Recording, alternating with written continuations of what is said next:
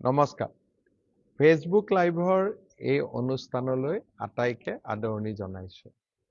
নিৰ্বাচনৰ সময়ৰ পৰা মই ফেচবুক লাইভৰ অনুষ্ঠান কৰা নাছিলোঁ, কাৰণ নিৰ্বাচনৰ সময়ত আপোনালোকক বিভিন্ন সভাই সমিতিয়ে সঘনাই লগো পাইছিলোঁ আৰু আপোনালোকৰ সৈতে কথা পতাৰ সৌভাগ্যও হৈছিল। যোৱা 12 মে তাৰিখে শপত গ্ৰহণ কৰাৰ পিছৰে পৰা মন্ত্ৰীসভাৰ গঠন, দপ্তৰ বিতৰণ, নীতি আয়োগৰ বৈঠক আদি বিভিন্ন কামত ব্যস্ত হৈ আছিলোঁ। তাৰ মাজতে অসম বিধানসভাৰ অধিৱেশনো অনুষ্ঠিত হ'ল।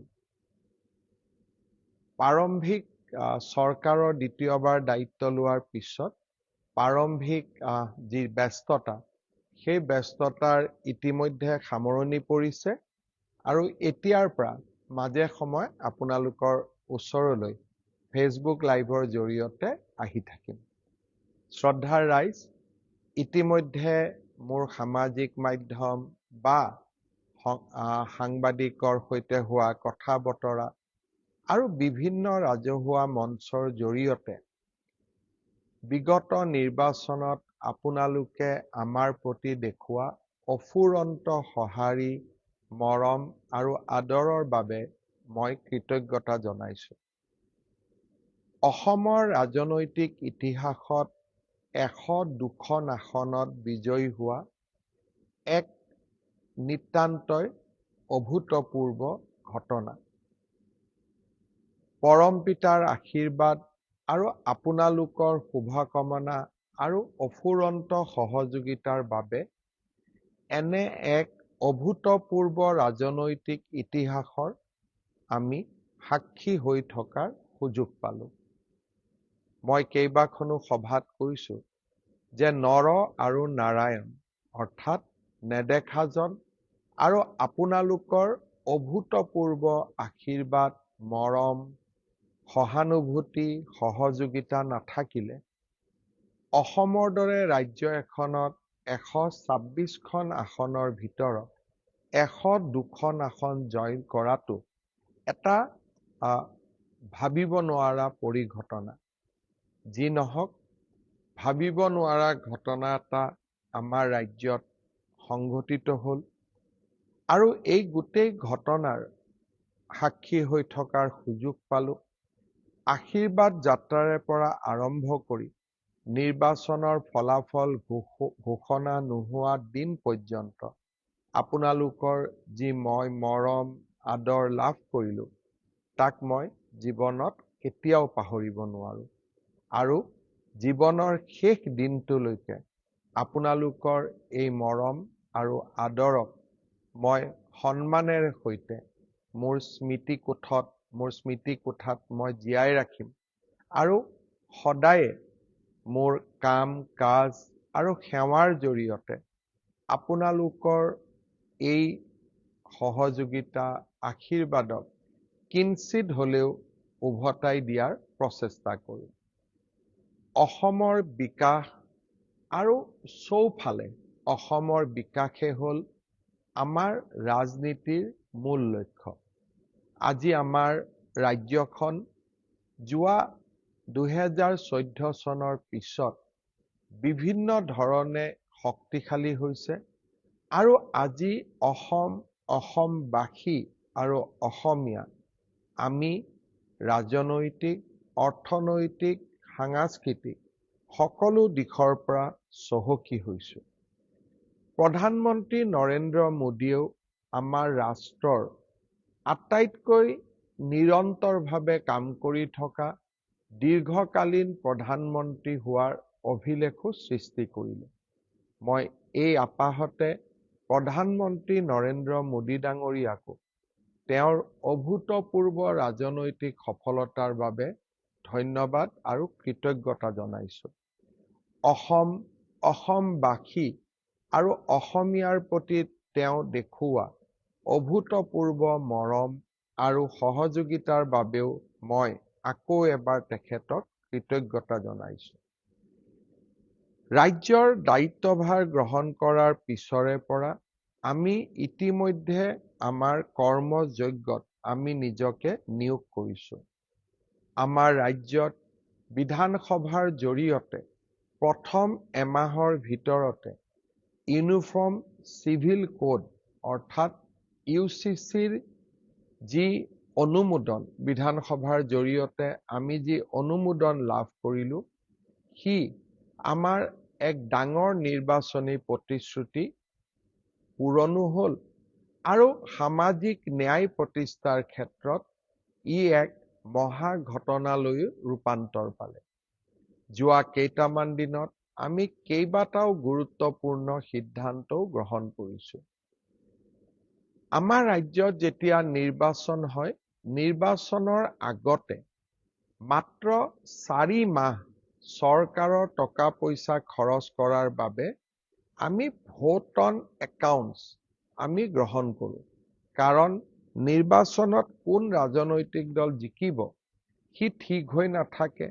নিৰ্বাচনৰ পিছতেই যাতে এখন পূৰ্ণাংগ বাজেট দিব পৰা যায়, সেইবাবে নিৰ্বাচনৰ সময়ত মাত্ৰ 4 মাহৰ বাবে দৰমহাকে ধৰি প্ৰয়োজনীয় খৰচখিনি কৰাৰ বাবে আমি ভোট অন একাউণ্টছ বাজেট গ্ৰহণ কৰোঁ। নিৰ্বাচিত চৰকাৰে আহিয়েই এখন পূৰ্ণাংগ বাজেট দাখিল কৰে। অহা 6 জুলাইৰ পৰা অসমত বিধানসভাৰ অধিৱেশন আৰম্ভ হ'ব আৰু পূৰ্ণাংগ বাজেট আমি জুলাই মাহত গ্ৰহণ কৰিব পাৰিম। আমাৰ আই মাতৃসকলে বিভিন্ন উন্নয়নমূলক আঁচনিৰ লগত যোৱা মাহটোত নিজকে জড়িত কৰিব পৰা নাই। কাৰণ আমাৰ ভোট অন একাউণ্টছ বাজেটৰ বাবেই আমি এনেধৰণৰ উন্নয়নমূলক কাম কাজসমূহ কৰিব পৰা নাই। মই ইতিমধ্যে সংবাদ মাধ্যমত কৈছোঁ, কিন্তু আজি মই আপোনালোকক আকৌ এবাৰ ক'ব খুজিছোঁ যে আগষ্ট মাহৰ প্ৰথম সপ্তাহৰ পৰাই মই চেষ্টা কৰিম 2 বা 3 আগষ্টৰ পৰাই আপোনালোকে অৰুণোদয় আঁচনি আগৰ দৰে লাভ কৰিব। আগষ্ট মাহৰ পৰা অৰুণোদয় আপোনালোকে মাহেকীয়া নিয়মিতভাৱে পাই থাকিব আৰু আপোনালোকে অলপো চিন্তা কৰিব নালাগে। সেই ধৰণে আমি যিটো কম দামত চেনি বা দাইল দি আছিলোঁ, সেই আঁচনিখনো আমি আগষ্ট মাহৰ পৰাই আৰম্ভ কৰিম। অৱশ্যে আমি ইয়াক অকণমান নতুন ৰূপত লৈ আহিম। সেই বিষয়ে আমাৰ পূৰ্ণাংগ বাজেটত আপোনালোকে শুনিবলৈ পাব। নিযুত মইনা, নিযুত বাবু, এই প্ৰত্যেকবোৰ আঁচনি, জীৱন প্ৰেৰণা, এই প্ৰত্যেকবোৰ আঁচনি আমি আগষ্ট মাহৰ পৰা আৰম্ভ কৰিম। বহুতে মোৰ ফেচবুকত প্ৰশ্ন সোধে, মামা জীৱন প্ৰেৰণা কেতিয়া পাম, নিযুত মইনা কেতিয়া পাম? আমি গোটেইবোৰ আঁচনি আগষ্ট মাহৰ পৰা আপোনালোকক দিয়া ব্যৱস্থা কৰিম আৰু তাৰ পিছত সমগ্ৰ সময়ছোৱাত আপোনালোকে এই আঁচনি নিৰবিচ্ছিন্নভাৱে পাই থাকিব। এই আঁচনিসমূহ চলি থকাৰ লগতে আমি অসমৰ বাবে গ্ৰহণ কৰা ডাঙৰ ডাঙৰ আঁচনিবিলাকৰ কামো এই সময়ছোৱাত আগবঢ়াই লৈ গৈ আছোঁ। গুৱাহাটী ৰিং ৰোডৰ নিৰ্মাণ কাৰ্য ইতিমধ্যে আৰম্ভ হ'ল। কাজিৰঙাৰ এলিভেটেড কৰিডৰৰ নিবিদা প্ৰক্ৰিয়া ইতিমধ্যে আৰম্ভ হ'ল। অহা এমাহৰ ভিতৰত নুমলীগড় আৰু গহপুৰৰ মাজৰ যি আমি প্ৰায় 18,000 কোটি টকাৰে সুৰংগ নিৰ্মাণ কৰিম, তাৰো নিবিদা প্ৰক্ৰিয়া এই মাহৰ ভিতৰতে অৰ্থাৎ জুলাই মাহৰ ভিতৰতে আৰম্ভ হ'ব। ইয়াৰ উপৰিও মই নতুন দিল্লীত থকা সময়ছোৱাত প্ৰধানমন্ত্ৰী নৰেন্দ্ৰ মোদী ডাঙৰীয়া আৰু কেন্দ্ৰীয় পথ পৰিবহণ মন্ত্ৰী নীতিন গাডকাৰী ডাঙৰীয়াক লগ পোৱাৰ মোৰ সৌভাগ্য হৈছিল। তেখেতসকলে মোক 3টা আঁচনি অসমৰ বাবে খুব তৎপৰতাৰে অনুমোদনৰ প্ৰতিশ্ৰুতি দিছে। ইয়াৰ প্ৰথম আঁচনিটো হ'ল বাইহাটা চাৰিআলিৰ পৰা তেজপুৰৰ মিছন চাৰিআলিলৈকে এই সমগ্ৰ পথছোৱা 4 লেনযুক্ত হিচাপে নিৰ্মাণ কৰা। ই এটা বহুদিনীয়া দৰং আৰু শোণিতপুৰৰ ৰাইজৰ বহুদিনৰ দাবী আছিল। বাইহাটা চাৰিআলি আৰু মিছন চাৰিআলি ৰাস্তা 4 লেনযুক্ত হোৱাৰ লগে লগে ই পোনে পোনে আহি গুৱাহাটীৰ ৰিং ৰোডত খুন্দা খাব। অৰ্থাৎ ৰিং ৰোডৰ পৰাই গুৱাহাটীক টাচ নকৰাকৈ আমি জাগিৰোডলৈ যাব পাৰিম, সোণাপুৰলৈ যাব পাৰিম আৰু ৰঙিয়া আদিলৈকেও আমি ডিৰেক্টলি 4 লেনযুক্ত ৰাস্তাৰে আমি যোৱাৰ সুযোগ পাম। ইয়াৰ উপৰিও আৰু এটা নতুন আঁচনি আমি আনিব খুজিছো। সেইটো হ'ল গুৱাহাটী বিমানবন্দৰৰ পৰা গড়ল, ধাৰাপুৰ, গুৱাহাটী বিশ্ববিদ্যালয় এই 10-12 কিলোমিটাৰ পথ আমি এটা এলিভেটেড কৰিডৰ অৰ্থাৎ 10 কিলোমিটাৰৰ এখন উৰণীয়া সেতু আমি নিৰ্মাণ কৰিব খুজিছো, যাতে গুৱাহাটী বিমানবন্দৰলৈ জালুকবাৰীৰ পৰা মাত্ৰ 7 বা 8 মিনিটতে আমি গৈ পাব পাৰো। এই আঁচনিখনো অহা কিছু মাহৰ ভিতৰতে অনুমোদন হ'ব বুলি ভাৰত চৰকাৰে আমাক অৱগত কৰিছে। তৃতীয়তে আমি এটা ডাঙৰ আঁচনি হাতত লৈছিলো, সেয়া হ'ল শিলিগুৰিৰ পৰা শিলচৰ এটা নতুন এক্সপ্ৰেছ হাইৱে। ইয়াৰে প্ৰথম পৰ্যায় শিলচৰৰ পৰা বৰাপানীলৈ প্ৰায় 25,000 কোটি টকাৰ এখন বিশাল আঁচনি। ই ইতিমধ্যে প্ৰধানমন্ত্ৰী নৰেন্দ্ৰ মোদী ডাঙৰীয়াই শিলচৰত আধাৰশিলা কৰিছিল। এতিয়া ছেকেণ্ড ফেজত এই আঁচনিখন বৰাপানীৰ পৰা গুৱাহাটীলৈ অনুমোদন হ'ব। তৃতীয় পৰ্যায়ত গুৱাহাটীৰ পৰা শ্ৰীৰামপুৰলৈ আৰু চতুৰ্থ পৰ্যায়ত শ্ৰীৰামপুৰৰ পৰা শিলিগুৰিলৈ ইয়াক কানেক্ট কৰা হ'ব। এই আঁচনিখনো আমাৰ 5 বছৰীয়া কাৰ্যকালৰ ভিতৰতে আমি শেষ কৰিম। এনেধৰণে ভগৱানে কৰিলে গুৱাহাটীৰ পৰা তিনচুকীয়ালৈ এটা এক্সপ্ৰেছ হাইৱে নিৰ্মাণৰ মোৰ মনত ইচ্ছা আছে। তাৰ বিষয়েও আমি নিশ্চিতভাৱে আমাৰ প্ৰচেষ্টা চলাই যাম। ডিব্ৰুগড়ক ৰাজ্যৰ দ্বিতীয়খন ৰাজধানী ঘোষণা কৰা হৈছিল। ডিব্ৰুগড়ৰ উন্নয়নৰ বাবে আমাৰ কেবিনেটে 500 কোটি টকা ব্যয় কৰাৰ বাবে সিদ্ধান্ত গ্ৰহণ কৰিছে। বিধায়ক প্ৰশান্ত ফুকনক এই আঁচনিখনৰ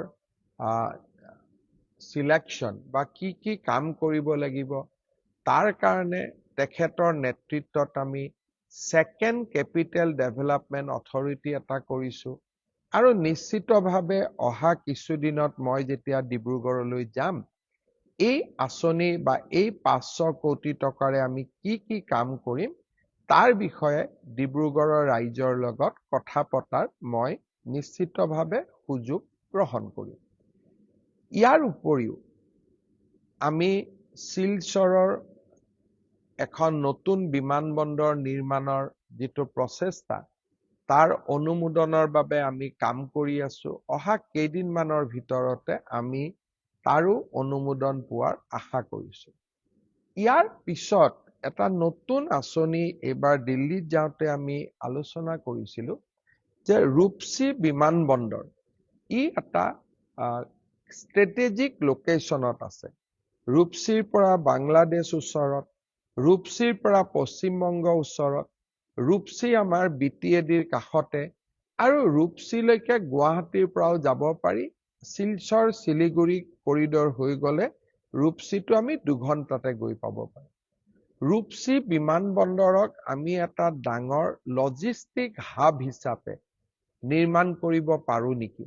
বিমানবন্দৰটো ডাঙৰ কৰি নিৰ্মাণ কৰি তাৰো আমি নতুন চিন্তা চৰ্চা আৰম্ভ কৰিছো।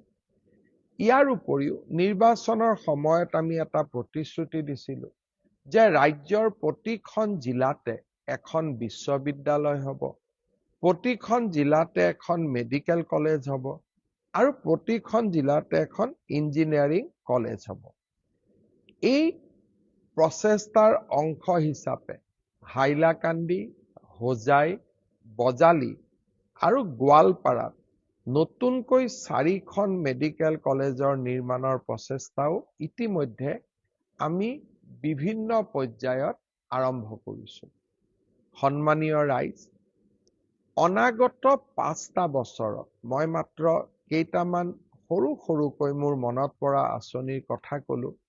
অনাগত 5টা বছৰত অসমখনক সজাই পৰাই এখন সৰ্বাংগ সুন্দৰ ৰাজ্যলৈ ৰূপান্তৰ কৰাৰ প্ৰচেষ্টা মই অব্যাহত ৰাখিম। বহুদিনে বন্ধ হৈ থকা কামাখ্যা কৰিডৰ নিৰ্মাণৰ কামো ইতিমধ্যে আৰম্ভ হ'ল। শ্ৰদ্ধাৰ ৰাইজ, বিগত নিৰ্বাচনত মই প্ৰতিশ্ৰুতি দিছিলোঁ যে আমাৰ ৰাজ্যৰ যুৱক যুৱতীক আমি 2 লাখ চৰকাৰী চাকৰিৰ সুবিধা দিম। যোৱাবাৰ আমি 1 লাখ চাকৰিৰ সুবিধা দিয়াৰ কথা কৈছিলোঁ। 1,60,000 যুৱক যুৱতীক আমি চৰকাৰী চাকৰি দিব পাৰিলোঁ। এইবাৰো আমি 2 লাখ ল'ৰা ছোৱালীক কেনেকে চাকৰি দিব পাৰোঁ, কোন বিভাগত কিমান পদ খালী আছে, পদোন্নতিৰ জৰিয়তে নতুনকৈ কিমান পদ সৃষ্টি কৰিব পাৰি, নতুনকৈ কেনেকে বেটেলিয়ন আদি নিৰ্মাণ কৰিব পাৰি, এই কথাবোৰো ইতিমধ্যে আমি আলোচনা আৰম্ভ কৰি দিছোঁ। অৰ্থাৎ নিৰ্বাচনৰ সময়ত দিয়া প্ৰতিশ্ৰুতিবোৰ কেৱল মাত্ৰ নিৰ্বাচনী প্ৰতিশ্ৰুতি নহয়, ই আমাৰ উন্নয়নৰ মন্ত্ৰ, অসমক বিকাশৰ পথলৈ আগুৱাই লৈ যোৱাৰ এক আমাৰ বাবে পবিত্ৰ দায়িত্ব আৰু কৰ্তব্য। তাক আমি সদায়ে স্বীকাৰ কৰোঁ আৰু অসমৰ ৰাইজৰ বাবে আমি এনেকৈ নিৰলস আমি কাম কৰি গৈ থাকিম। অসমৰ সংস্কৃতি, অসমৰ পৰিচয়, এই গোটেইবোৰ আমাৰ বাবে ৰাজনৈতিক শ্লোগান নহয়। অসমৰ আইডেণ্টিটি, অসমৰ স্বাভিমান, অসমৰ সংস্কৃতি, অসমৰ ভূমিৰ ৰক্ষণাবেক্ষণ, আমাৰ এই গোটেই সিদ্ধান্ত বা গোটেই আদৰ্শসমূহ ৰাজনীতি বা ইলেকশ্যনৰ সময়ত কোৱা আদৰ্শ নহয়, ই আমাৰ এক কৰ্মযজ্ঞ। অনাগত দিনসমূহত অসমবাসী আৰু অসমীয়াৰ বাবে আমি নিৰন্তৰ কাম কৰি যাম, তাত আমি কেতিয়াও পিছ হুহুকি নাহো।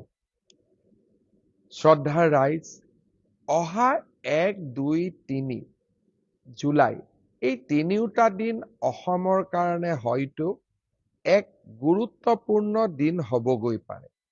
প্ৰধানমন্ত্ৰী নৰেন্দ্ৰ মোদী ডাঙৰীয়াৰ প্ৰচেষ্টাত এই 3টা দিনত হয়তো আমি এগৰাকী অতিকে শক্তিশালী গুৰুত্বপূৰ্ণ বিদেশী আলহীক আদৰিবৰ বাবে সুযোগ পাম।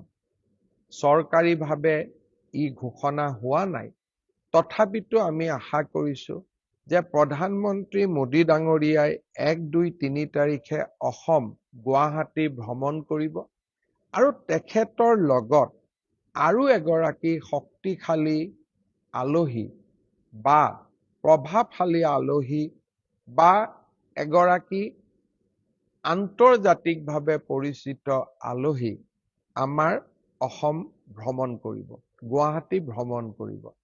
তাৰ কাৰণে মহানগৰীখনক সুন্দৰভাৱে সজাই পৰাই তোলাৰ আমি ব্যৱস্থা আৰম্ভ কৰিছোঁ। কাৰণ এনে ধৰণৰ অতিথিক আদৰাৰ সুযোগ হয়তো এজন মানুহৰ জীৱনকালত এবাৰেই হ'ব পাৰে।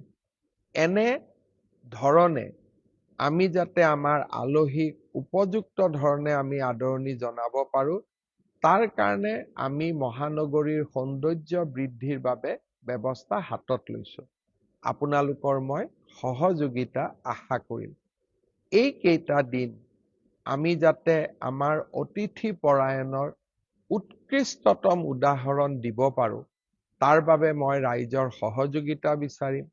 আৰু যি সময়ত মহানগৰীখনক সুন্দৰ কৰাৰ প্ৰচেষ্টা হ'ব, কৰবাত নহয় কৰবাত ৰাইজৰ কিছু ক্ষতিও হ'ব।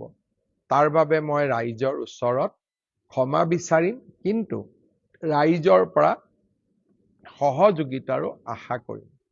শ্ৰদ্ধাৰ ৰাইজ, এটা কথা নকলে মই নিশ্চয় আপোনালোকৰ ওচৰত দোষী হৈ ৰৈ যাম।